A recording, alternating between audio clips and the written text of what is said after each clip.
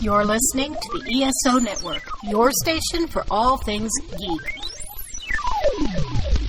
Ian, look at this. What, it's a police box. What on earth is he doing here?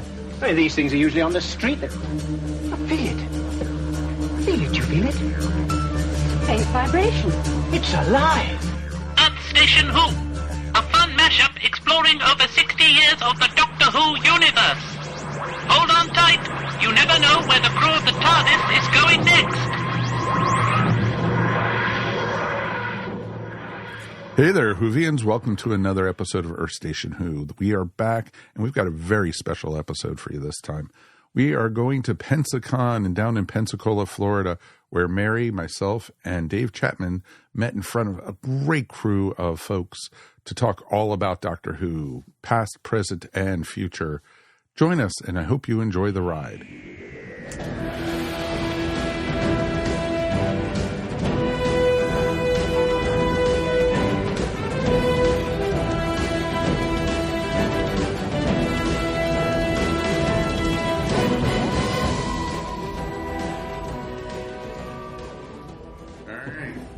Hi, everybody.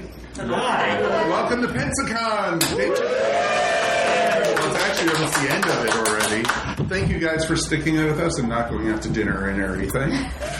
We're doing a live episode of Earth Station Who, which is a Doctor Who podcast we've been doing for the last 10 years. And we talk about all things Doctor Who. My name is Mike Faber. I'm the host. And these are my co-hosts. This is Ms. Mary Ogle. Hi, everybody. And cosplaying as Mr. Howdy himself, Mike Gordon, is Dave Chapman. Howdy! Nobody's tore that off your head, threw it in the air, and shot it all to pieces. No. Several times. That's why it's so small, actually. He's been carefully looking for any River Song cosplays. Just Womack's not here. Exactly. Thank you, sir. Thank you. Sure. Okay. If you can. We'll take what we We'll get. take what we can get. Quiche. Okay. Is that right here? Add it to my belt.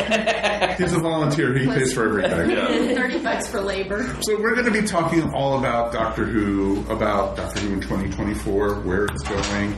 We'll be talking a little bit of recapping of the 60th anniversary specials, and we'll also talk about Chudi's first episode, The Church on Ruby Road, and what we going to be. So we're going to be speculating a little bit about maybe some of the spin-offs that they've been talking about, some plans that RTD has, because RTD is a master at dropping things? Yes, he is. RTD is the master of talking about Doctor Who and getting it out there to the public. Hyping it out. Good thing. And it's basically been everywhere, he wants it all to constantly, even though it's not, there's a break right now till May, he wants it still topic of mind, talking about the companions, talking about the spin-offs, talking about Chudi, what he has planned, because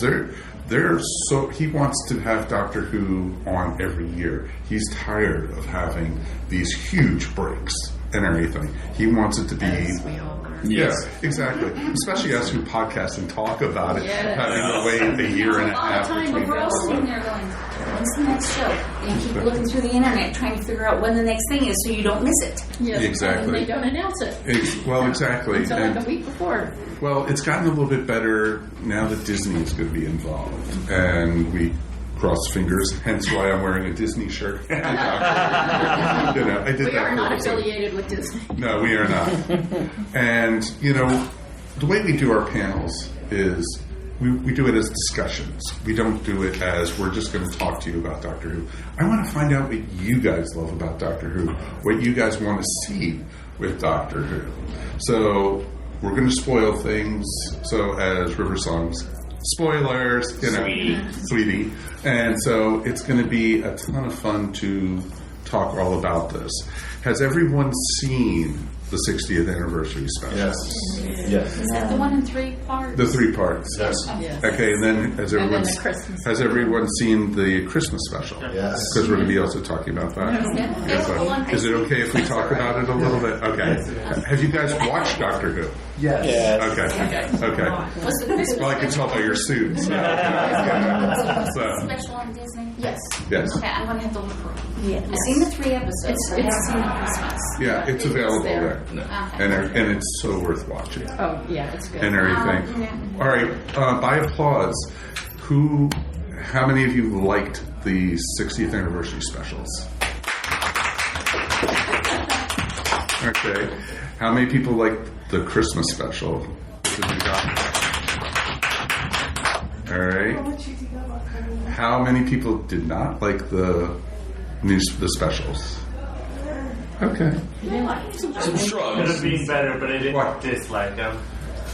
I just feel like for the 60th anniversary and for the introduction of Doctor, they could have been grander, where these just felt like average episodes. Okay. Like they were hyped up too much for what they ended up being. Really? Have you seen the 50th anniversary special? Well, yes. And did you love that? Oh, Okay. Yeah, totally different. That was even hyped up more. Do we mind closing the... I hate to say this because the air feels good. Now, I What's know up? that the end with the toy maker seemed anticlimactic, but the whole point of selecting a very simple ball again Right. eliminated all his advantages because it can be too random. So you like that? Well, I understood this where it seemed simple, but it was not simple because it put in too many random variables for him to predict, Right. and that's how they defeated him. Well, they beat him at his own game, basically. Well, sometimes the villain makes things too complicated, and he's defeated by the simple thing he overlooked. Well, look at anything by the Master or Missy. Basically, he has all these grand plans, but they don't make sense with it, And they always fail. And everything. It's destined to fail, and that's some of the interesting things about it. One of the things I loved about the Toymaker episode of it was you got a new Doctor with almost 40 minutes left in the show of it, and he, when they did the bi-generation, and it just wasn't the very final scene of the episode, and you have to wait to the next thing. You actually got to see him in action in this. How many people know that this makes the 3rd David Tennant Doctor? Yes. Yeah, because you had the first 10th Doctor, then you had, as I like to call him, Dr. Hand, and then you have 14. Technically, it'd be the 4th. Fourth? Oh, I thought the No, wait. No, Third. Third. Because he regenerated into himself, but then there was also the clone that was left with Rose. That's Dr. Hand. Yeah, that's the second one. That's the second But one. if you count him like regenerating still himself. But still, Well, it's still You just got the 10th Doctor, then you got the alternate universe Doctor, then you got the 14th. wibbly wobbly, timey wimey, or as we like to say, because The Hand Doctor has officially been referred to as, that I've seen online, as the meta crisis. Yeah. Right, Yes. right. And I just count that as a variation, not an actual true Doctor in the line. No, because it's regenerated from the regeneration power and his hand. So, And it was in the middle of a regeneration when we fought, and they cut the hand off, so the hand had the ability to regenerate because he was in the middle of the process. well, and I always loved that, all through the first season of Torchwood, Jack had the hand in the jar right on his desk and everything, it was fun. I liked, I wasn't thrilled with David Tennant coming back at first, and a lot of people are like, what? David Tennant's wonderful. David Tennant's great. But I loved how Russell handled it and everything. Do you feel like he was different from the 10th Doctor? In some ways, because you saw that he had the experiences of Dr. 11, 12, and 13. Do you think they portrayed that well enough? The separateness and the specials? What do you guys think? Yeah, you know what I think. Did he feel like a different doctor to you, or did he feel like the 10th Doctor? He did, because he was beginning to understand that he didn't have what it took to keep going and going and going from disaster to disaster to disaster to overcome it. He said he was getting tired. Exactly. And it's interesting, but that's a great point, because you actually saw his character as, like, it was like a quarter of the way through the second special. He started looking tired. He started looking worn out. And they kept on playing with that more and more throughout the rest of the second special, and then all throughout the third. They were showing him his beard was growing in. You know, he was looking disheveled. His clothes were looking, you know, he wasn't as tip-top as he appeared in the beginning of the first special. And it just kept on going. And the weariness, and that, you know, he was hitting, it almost looked like he was hitting a wall, almost. Well, he was. Yeah, exactly. And, you know, and he just had, and it's interesting how with the bi-generation, when they split them, it's like, now you're going to heal. And the new doctor is going to go. He's already been through recovery and everything. And this is, to him, with this region, he is now new and starting brand new. Right. Where David was at the end, technically, he was at the end of his generation. He physically, mentally was at the end of the road, and he was just ready to stop. Right. So, bi-generation, that let him stay with Karen. Yeah. And just trying to live a normal, uneventful life for a while. She did an interview, and they asked him, you know, what about that? And he said, this is the healing era for the Doctor. That's what he called it.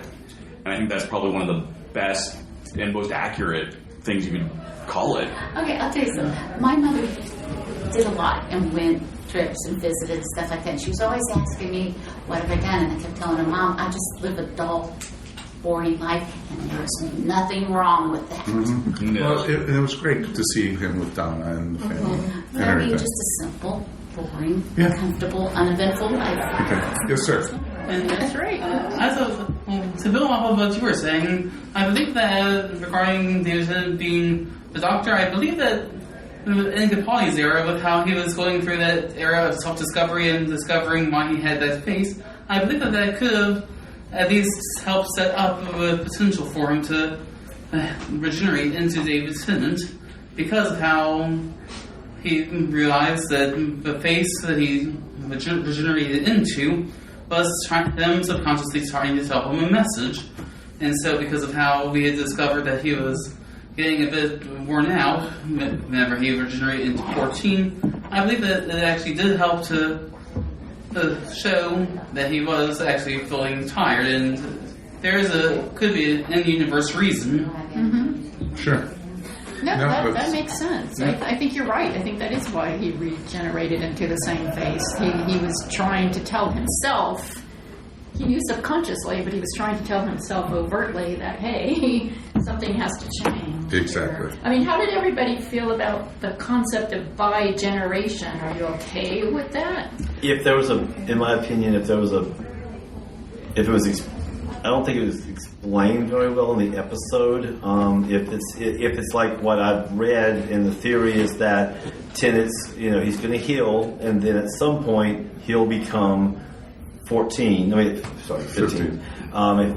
that's actually the process that's going to happen, then I don't feel like it was. And maybe, there's still time to maybe explain that, but I didn't like it at first because there was not much in the way of explanation, in my opinion, to go from David to the new Doctor. So does he feel that eventually the two of them will remerge, or he will just live from what Russell is saying is that now that they have the bi-generation, is that a lot of the older doctors also could have generated and stuff, and that might explain why we met the curator and why we, in the 50th anniversary, or there's going to be other stories that they can tell. This also explains from the old series why there was a Valiant in Trial of a Time Lord, and so because he's supposed to be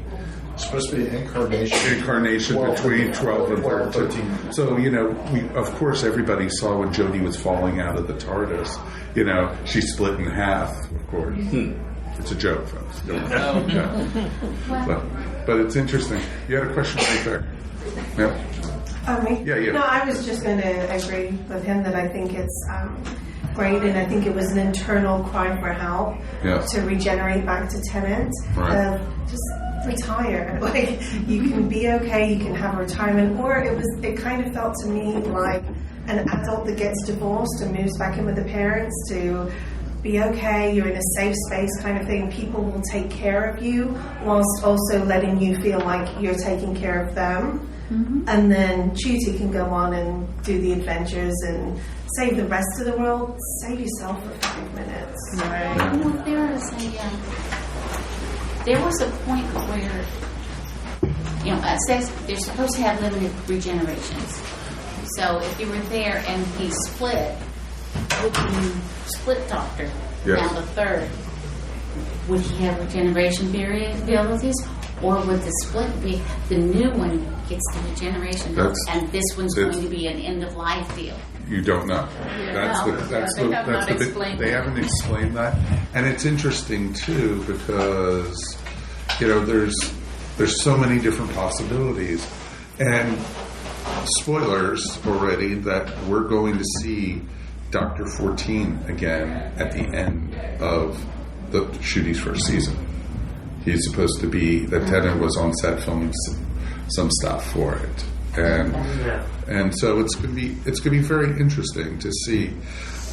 One of the things I love with what Russell T is going to be doing now that he has proper budget, he has a proper scheduling out there. He is, Doctor Who was originally supposed to come back January of 2024 with Shooty's first season, but Russell didn't want to rush the process, and he actually wanted it to be better special effects, better editing, didn't want it to feel like old Doctor Who where a lot of it felt rushed and everything. And so that's why we're getting Doctor Who in May. We don't have a date yet, but we know we're getting it in May.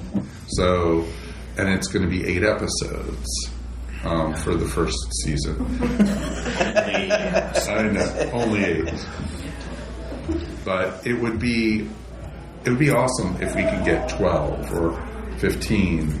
But I'm happy we're getting 8 good quality stories. And we also, on top of the 8, we're also still getting another Christmas special next year. So even 8 weeks, if it starts the middle of May, that will take us into the middle of July. And so, we're towards the beginning of July and such. So we're going to then only have less than 6 months till we get the Christmas special. And then we're going to get, they're already filming season 2. As we're speaking and everything. Which is, it's interesting too because what did you guys think of the new companion, Ruby? I liked her. Did you like her? What about the rest of you guys? Any thoughts on her? I've seen some internet theories on her that she could be an incarnation of Jeannie. There's been rumors that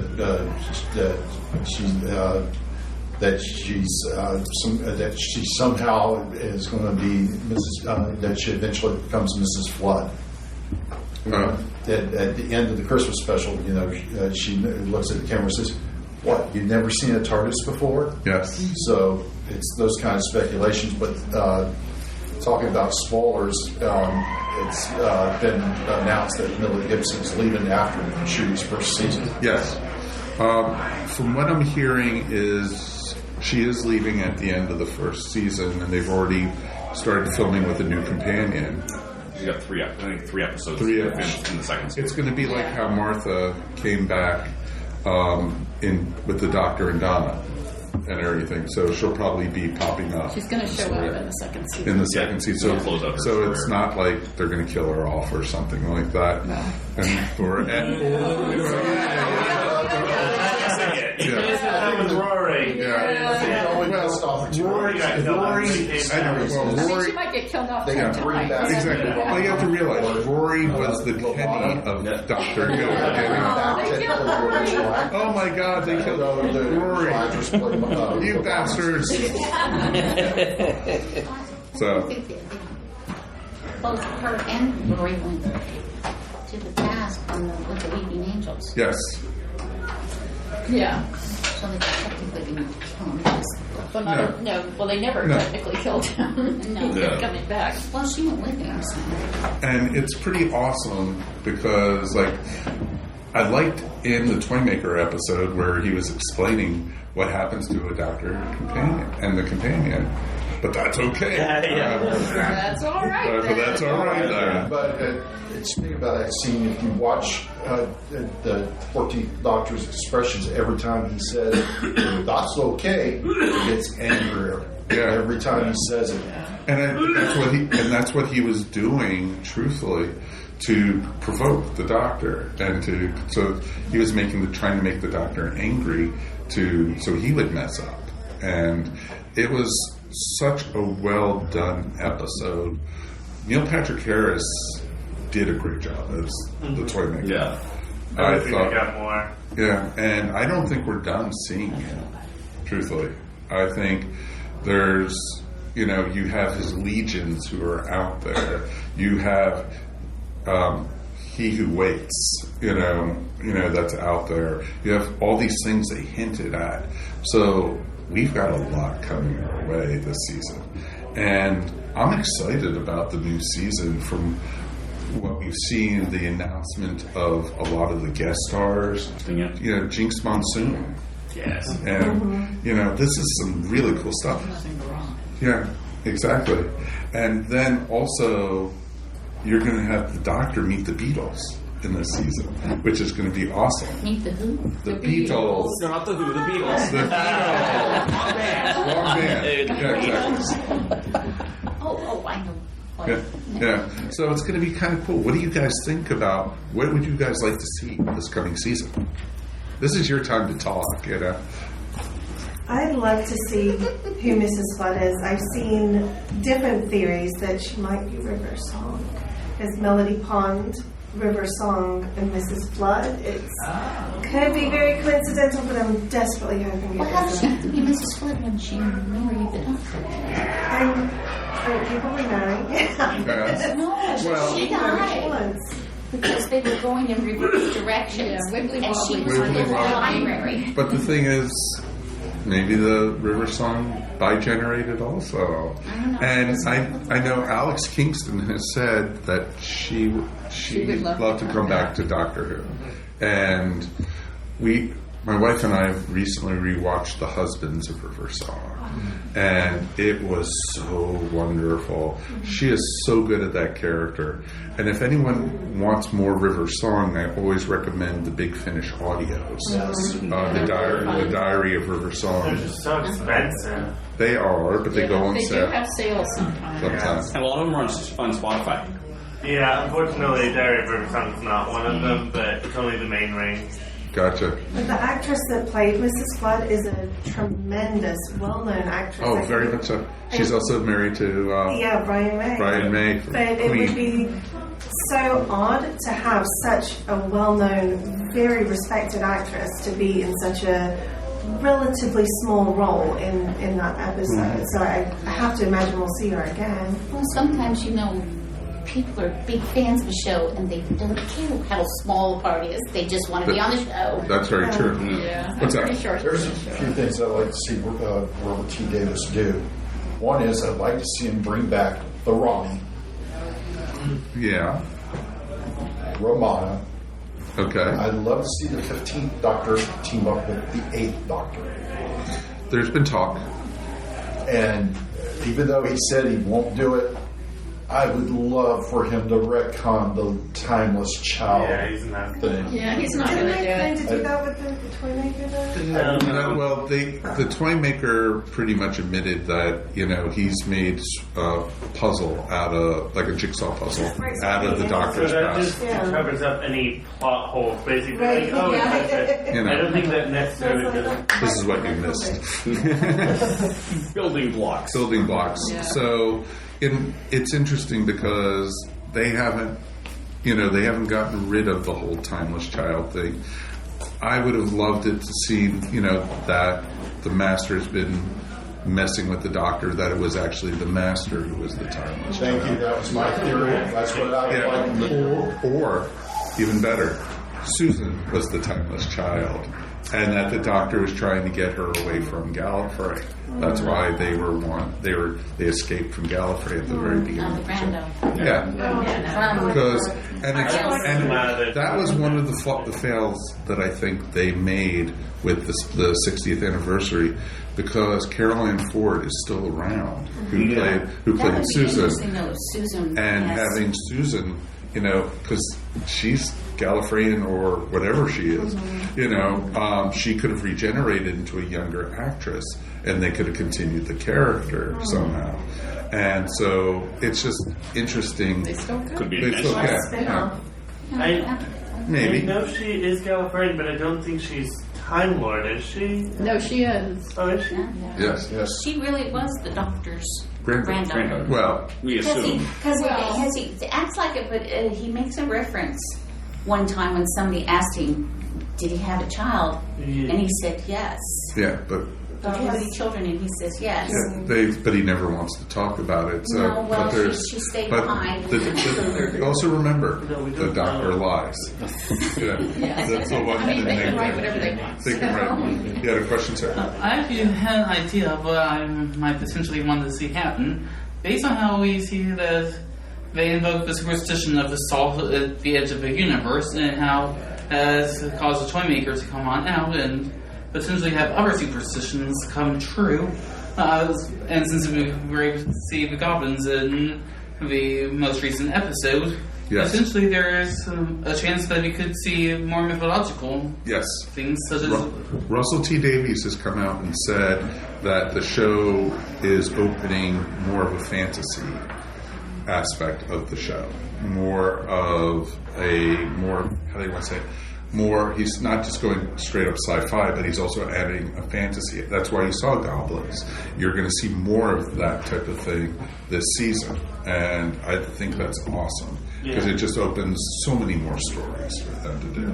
Beatles are actually singing goblins. Yes, of course. That makes sense to me, right? Beatles are actually goblins in disguise. Well, you see Ringo Starr, he looks, Could have Jim Morrison be the Lizard King.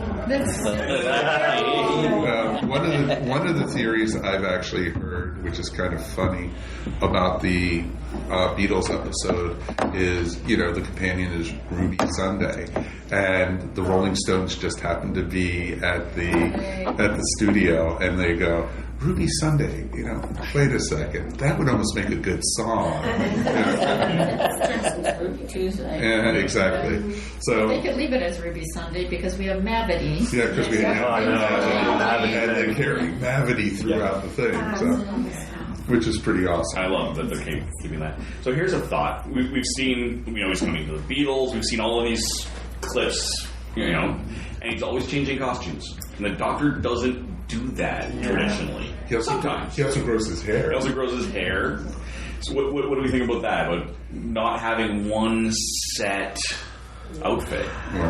You saw him in a couple different outfits, right? I would say that the first Doctor did change it. In the Romans, he wore. A little bit. They all dressed up as Romans. True. So it's not unusual. It's just as the show progressed, he just stayed in the same outfit. Well, you saw the second Doctor always had the same outfit.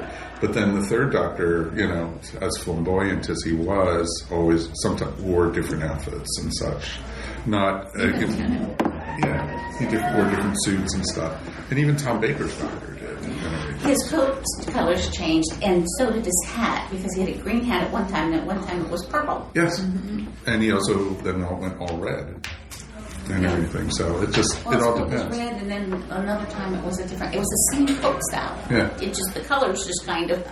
Yeah, and that's the thing is that it'll change colors and it'll change a little bit, but they were almost always fairly the same thing, just in The different. scarf was always the same. And that's what I love about Shooty bringing into the Doctor is so many different costumes and stuff. And I'm sure BBC's going, merchandising. Doctor Who, the toilet paper. And that's one of the things that's been missing with Doctor Who is merchandise for it. And, any sort of promotional support. Y'all don't shop Hallmark? Oh, Hallmark's some of the stuff. They have very I'm not little. saying there's nothing out there, but there's a lot less. I have used to two be. TARDISes. One the light turns, Yeah. one makes sound. I have 4 of the Doctors. Sure. And this past Christmas, they had a very large. We had having a place to put it. It was too expensive for me. But they had a very large TARDIS that sat on a base, and it was a little angled, and it spun Oh, I know. and made the But if you TARDIS think sound. about it, like during the 10th Doctor's era, Yeah. and then 11th era when they went full board with the merchandising, you saw Doctor Who on billboards, you saw Doctor Who on the back of comic books, you saw Doctor Who, advertised on TV or at the beginning of movies. They even made a beginning for Doctor Who so the American audiences could understand it, going, "Hi, my name's Amy Pond." But they also had Funko Pops. They had like the 3/8 inch, and stuff. TARDIS one. That dropped big time. I think the last Funkos they did was the beginning of Jodie's era. I think they've lost that license, I think. Exactly. And a lot of those licenses, BBC has declined to renew. I review board games. That's how I kind of fall into things. And a lot of even the gaming companies have lost those licenses. Mm-hmm. And as the theory, my theory and a few others is that, Disney's going to pick that up. There is no company that does merchandising better than Disney. You know what I'm looking forward to? A Doctor Who Monopoly game. They have one. They have at least 3. I haven't seen one. I've seen a whole bunch of different ones. Yeah, There is a Doctor Who Monopoly. There's Doctor Who Press. What's up? That's the problem. Doctor Who merchandise is harder to get in the U.S. than it will be in the U.K. Oh, of course. And I think that's going to open up really big with I'm this pretty thing. sure that's Even gonna with change. Doctor Who Blu-rays and DVDs, the only place I can is ordered is Barnes and Nobles. Right. And that's if they even have a movie section. Well, we have to wait a lot longer to get our versions of the DVD. Versus over online. I'm talking about going into the store. But going to get physical media, like going into a store, it's hard to find any store that has DVDs anymore or stuff. Yeah. It's very rare. What did they announce recently? Best Buy is going to stop selling. Oh, yeah. And it's ridiculous because I like having a lot of physical media because with streaming it, you don't know when. You don't own it. You don't own it, and you don't know when they're going to pull it and everything. And That stuff has like that. happened recently. What's up? So I'm glad you brought it up because I was going to mention it a little bit later. So have y'all heard yet anything about like the specials? So we know England's got the specials on physical media, and sometimes I know that there's I'm aware of the gap between British and us, Right. but usually we have an idea of when we'll get the physical version, but so far they haven't announced anything. Do you know if because Disney's streaming it, if it's going to interfere with that in North America? No. We're supposed to get the 60th anniversary specials on Blu-ray probably into summer. They haven't started pre-ordering it yet. And even when you pre-order it here in the States, truthfully, it's hit or miss. I pre-ordered the 20th anniversary Peter Davison the Blu-rays for it, and it originally was supposed to come out in October. It's now coming out in July. right Yeah, now. I get emails from Amazon all the time. See, I just hadn't seen an announcement yet. That's why I was wondering. I heard rumors that Disney was saying they cannot come out with physical media for a year. That that Disney would not allow the physical media to come out for a year. But it's even harder, because Doctor Who is all spread out across the various streaming services. Disney has the new ones. Max, HBO, whatever you want to call it, has all the new series, and then you have to go to BritBox or also Pluto TV to watch old series. So your Fire Stick, and I don't know about that, but your Fire Stick, when you hit the live TV and all those channels, they have a Doctor Who, and they run all the old ones consecutively. No, that's based off of what Pluto TV has. That's Yeah, where they okay, get the stream from. Yeah, that's Pluto. What's up? What do you think about the whole? We're not even getting all of the canon things because Tales from the TARDIS is only on iTV and iPlayer. Thank God for YouTube, my friend. And if they finally put it on YouTube, it's up on YouTube. Yeah, you can find all the clips for it, all the new clips they did for it. They've said it's canon, and yet we don't have it. We don't have it here in the States, but there's a lot of Doctor Who, because they have that whole new Doctor Who-verse that they've started in the UK. They released at least some of it on YouTube. Yeah. I'm not sure they released all of it. But the Tales of the TARDIS? Oh no, all the Tales of the TARDIS is on YouTube. Yeah, all the new scenes they but not filmed all for the it is on backstage YouTube. stuff is on YouTube. Which is pretty awesome. Yeah, I've watched them. They are good. If someone has a VPN. Yeah. Oh, yeah. There's all sorts of ways. There's ways. But we're not here to talk about illegal. That's our next panel. We're talking about Doctor Who Blu-rays coming out this year. Right. I know that the 20th, that plus the David Peterson's second year is coming out. Peter Davison. The Sorry. 20th anniversary that has also the 5 Doctors on it. And Tom Baker's third year. That's supposed to not be available in the States until November. Although, so they pushed it even further back. Because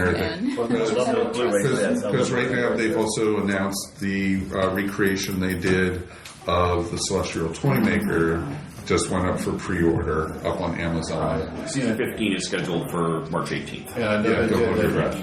Well, that's from one of the people involved. I know, but don't hold your breath. Because that's in the UK. No.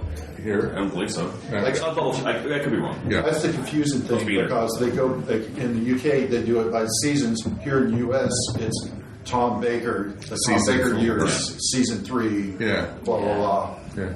So it's confusing. Being a completist, I want to have. Oh yeah, I do too. But I want them to get Tom Baker's completed. The trouble with them is they do. Instead of a season, they say year, and then it's a named episode. So the episodes were shown in half-hour blocks over there. Yeah. So here, that's the way I grew up. You get all 5. You get all 5 episodes because it's like what is the one like some Waters of Mars or something like that? Yeah, Waters of Mars. Well, no, like Waters of Mars. Talons of Wei Chang or something. That was my very first episode I ever saw. Was with the 4th Doctor when I was real little.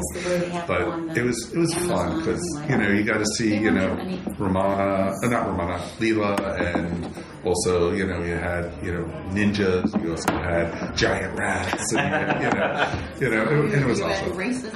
Racism out the wazoo at the time. But it was fun. So let's jump into, Shudi's Doctor. We're all happy that, we're going to be getting that real soon. All right. What about a spin-off? What would you like to see? I know there's been the rumor, but the one she did when she wasn't with the doctor. She had a very active life. What's up, sir? So the one rumor I've heard that I hope comes to fruition is the 8th Doctor. Paul McGann getting a run of some episodes. That's the one that I want to see. And he's willing to do it. Yes. I'm in total agreement. You watch him in Night of the Doctor. Yeah. Oh my God. He steals it in 7 minutes. The one thing I love about Paul McGann, he got a raw deal.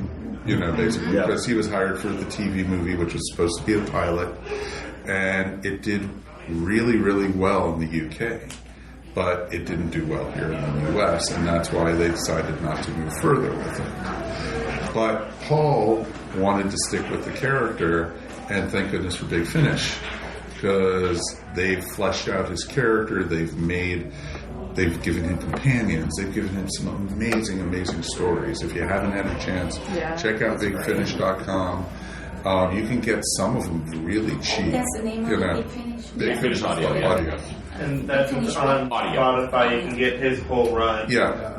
And the stories he's done have been great. So I would recommend doing that, and I would like to see that. Yeah. They have announced, Russell T has said, what is it, the war between land and sea? Oh, the Sea Devils. With the Sea Devils. And I think it's going to be involving UNIT also.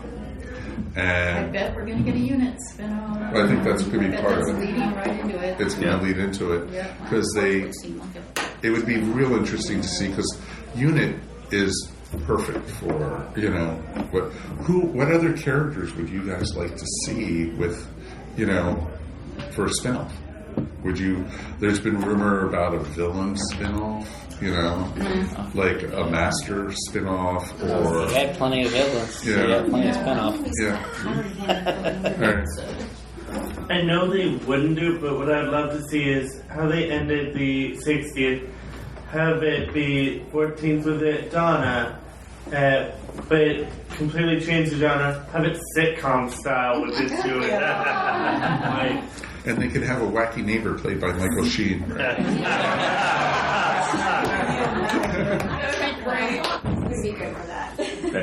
Wait, so has River Song ever come up as a possible spin-off? Yes.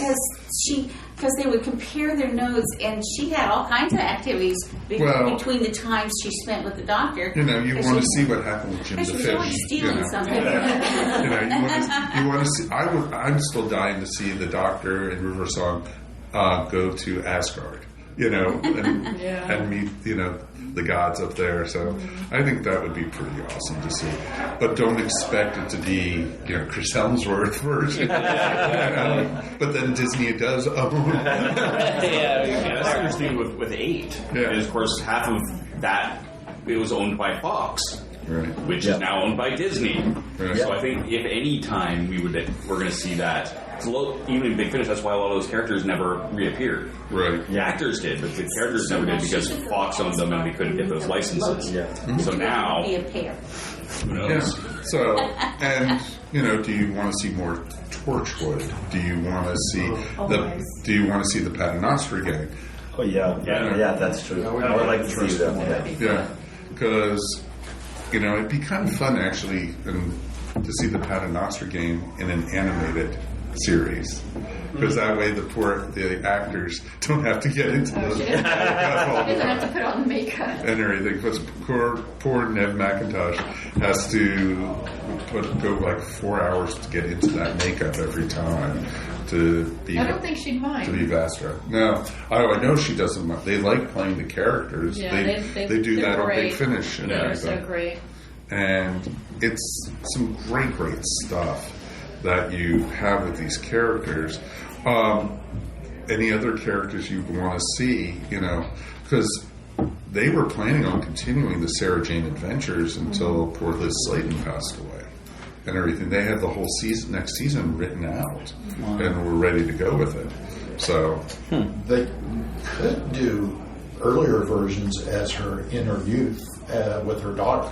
Oh, Sadie Miller is amazing as Sarah Jane, and she's actually playing her mom in Big Finish, which is really awesome. I think, talking about that, I think not Caroline Ford, I can't remember the actress's first name.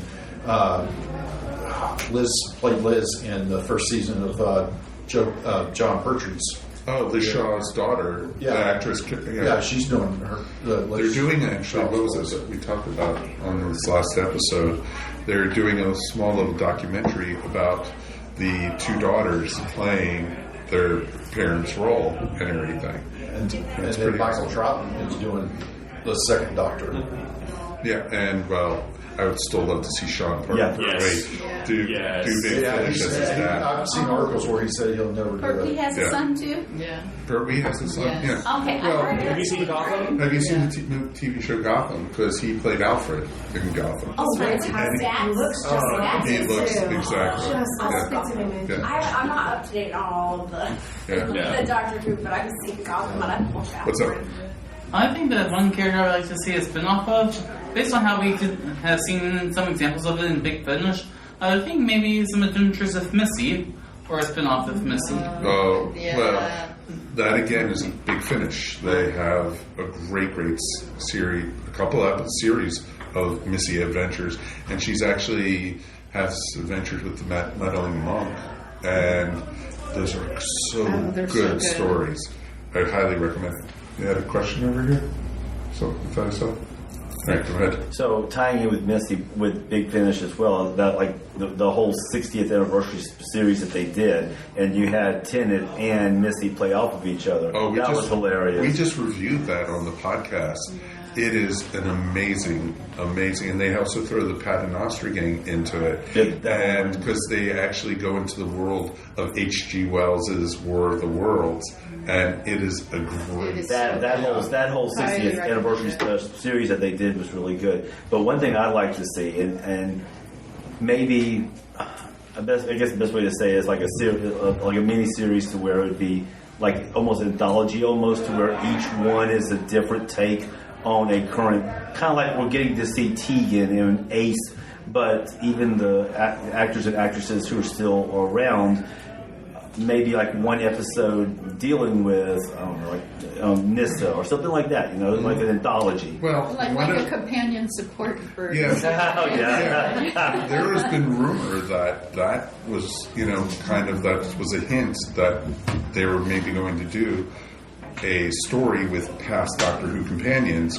on new adventures and everything, and I think that would be awesome. I want Ace and Graham. Yeah. I mean, to see Amy and Rory. Anything with Graham would be great. To see Amy and Rory in the past in New York, it's little things like that. I mean, even just one episode. I don't think we would ever see Karen. Karen's become so big since she's done Doctor Who. Yeah. I don't think she can come back to do Amy again. Well, But you never know. Time. Well, exactly, and that's the same reason you didn't see Matt Smith come back for the 60th. He's busy. He's busy, and everything. Is there any other spin-offs you guys would like to see? Would you want to see, a spin-off, maybe more historical characters or stuff like that? What's up? Just a Time War spin-off. Oh. Yellow Friends. Like a Time War? Oh, yeah, that would be interesting. That would be interesting. Fighting the Time War. Mm-hmm. But it would be interesting trying to We see. could do that with the Eighth Doctor. We could have an Eighth Doctor with series. the War Doctor. Yeah. Well, the sad thing is you can't do the War You'd have to Doctor. recast them. You'd have to recast them. What's Well, that? he regenerated. Kind of a random wacky idea that just popped into my head. It would be fun Even better. if an Those are animated great. show with like the adipose. Saturday morning cartoon. Or just roll right off of you. It would be wonderful. The Adventures of the Adipose. If only it was that easy. I like that. Jump up and down. Exactly. It could be interesting to see. It's going to be fun. We're in almost like a new renaissance for Doctor Who, which is wonderful. And, it's awesome that we get to talk about it, that we get to all experience it. And we're going to continue talking about it on our podcast. And, that's the great thing about doing this. We just did even some of the Doctor Who comics and everything as a review. But we do all the episodes. We're doing all the series, as they come out, the new ones. But we also look at old episodes. We also look at Big Finish audios. And we even do live episodes where we just have a general discussion. Like, I think we have one coming up soon talking about the psychology of Doctor Who and stuff like that. So it's a lot of fun, and talking to you guys live here is what we love doing. And the Whovians are some of the best people to talk about anyway, because we have fun with it. We are all awesome. Yeah, we all are awesome, and that's the cool thing about it. You know what? We love you guys. Thank you guys for joining Thank us. you Our so time much. is running. If you guys get a chance, please rate us 5 stars in the app, because if you do, we can come back to Pensacon next year. And if you didn't enjoy it, 5 sarcastic stars. Just it's the best. They'll ban me from the U.S. if they don't want us back. Exactly. But please, we have postcards up here. We get to find our podcast and everything. Thank you guys very much. My name is Mike Faber. Mary Ogle. Dave Chapman. Thank you all for joining us, and we'll see you guys next time. Thank you. You have been listening to Earth Station Who, a pop culture podcast dedicated to all things Doctor Who, featuring talents from throughout space and time. All topics on the show are the sole opinions of the individuals and are to be used for entertainment value alone. You can subscribe to our show wherever fine podcasts are found, or check out our website, earthstationwho.com. Don't forget to check us out on Facebook or Instagram, and if you enjoyed the show, please write to us at feedback@earthstationwho.com. Thank you so much for listening, and we will see you on the next journey of Earth Station Who. Attention, people of Earth! Looking for a way to kill half an hour every week? Try the Flopcast. It's a silly podcast about cartoons, music, comics, movies, obscure pop culture from the 70s and 80s, and chickens. Join us! Bring coffee! We're on the ESO network, and we're at flopcast.net.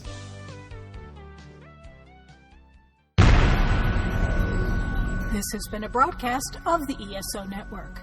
Be part of the crew and help support our shows by donating to our ESO Patreon or by shopping at the TeePublic store, which can all be found at www.esonetwork.com. The ESO Network, your station for all things geek.